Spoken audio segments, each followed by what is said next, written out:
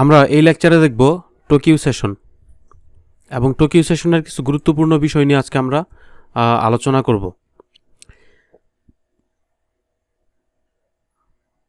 তো জাপানের মুদ্রার নাম হচ্ছে ইয়েন।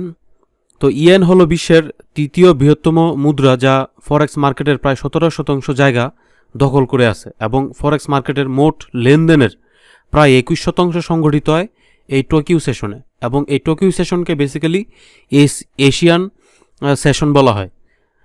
তার বিকজ হচ্ছে এই টোকিও জাপান এশিয়া মহাদেশে অবস্থিত এবং এই সেশনটাই হচ্ছে এশিয়ার সবচেয়ে বড় সেশন এবং এটাকে এশিয়ান সেশন বলা হয়। এই সেশনে জেপিওয়াই যে পেয়ারগুলো আছে এই পেয়ারগুলোতে আমরা ট্রেড করতে পারি এবং এই সেশনটা হচ্ছে স্ক্যাল্পিং করার জন্য সবচেয়ে বেস্ট একটা সময় এবং বেস্ট একটা সেশন। এবং জাপান ইয়েন পৃথিবীর অন্যতম শক্তিশালী একটি মুদ্রা। টোকিও সেশনে সবচেয়ে বেশি লেনদেনের অংশগ্রহণ করে থাকে বিভিন্ন ধরনের ব্যাংক, কমার্শিয়াল কোম্পানিগুলো এবং এক্সপোর্টার্স এবং ইম্পোর্টার্স।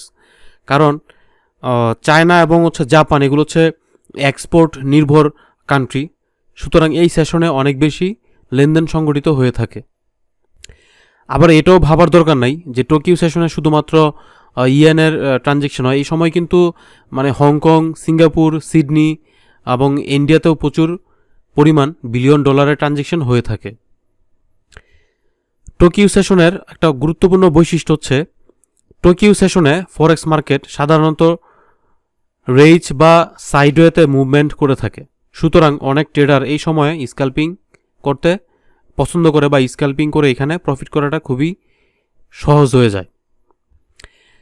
তো টোকিও সেশন বাংলাদেশ টাইম বর্তমান সকাল 6টা থেকে বিকাল 3টা পর্যন্ত চলমান থাকে এবং মাঝখানে 1টা থেকে আবার ইউকে দ্যাট মিনস জিবিপি সেশনটা চালু হয়। তো এটা যখন ওভারল্যাপ করে 1টা থেকে 3টা পর্যন্ত, এই সময় কিন্তু মার্কেটের মুভমেন্ট আরও বেশি ভোলাটাইল থাকে।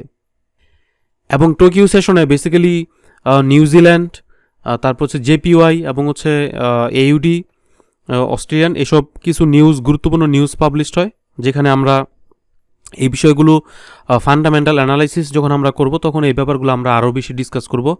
তো এই সময় এই নিউজগুলো পাবলিশড হয় এবং এই নিউজগুলোর উপর বেস করে কিন্তু আমরা ট্রেড করে অনেক ভালো প্রফিট করতে পারি। এবং এই টোকিও সেশনে যেমন ধরুন এইউডি, জেপিওয়াই, তারপর এনজেডি, এই 3টা কারেন্সি টু মাচ ভোলাটাইল থাকে। সো আমরা যদি এই 3টা কারেন্সিকে বেছে নেই ট্রেড করার জন্য বা স্ক্যাল্পিং করার জন্য, আমরা কিন্তু এখানে অনেক ভালো প্রফিট করতে পারবো। তো সেটা আমরা লাইভ ট্রেডগুলোতে আমরা এই বিষয়গুলো আরও বিস্তারিত ডিসকাস করব। এবং এই সেশনে বিশেষ করে চায়নার অনেক গুরুত্বপূর্ণ নিউজ পাবলিশড হয়, যেটা আমরা ফান্ডামেন্টাল অ্যানালাইসিসে দেখব। তো তখন কিন্তু আমরা এই বিষয়গুলো আরও গুরুত্বপূর্ণভাবে দেখতে পারবো এবং চায়নার গুরুত্বপূর্ণ নিউজগুলোও কিন্তু এই পেয়ারগুলোকে অনেক বেশি ভোলাটাইল করে ফেলে। সো আমরা যদি একটু বুঝে শুনে ট্রেড করি, ইনশাল্লাহ এখানে প্রফিট করতে পারবো। তো আমরা এরপরে যেটা দেখব সেটা হচ্ছে যে এশিয়ান সেশনে জেপিওয়াই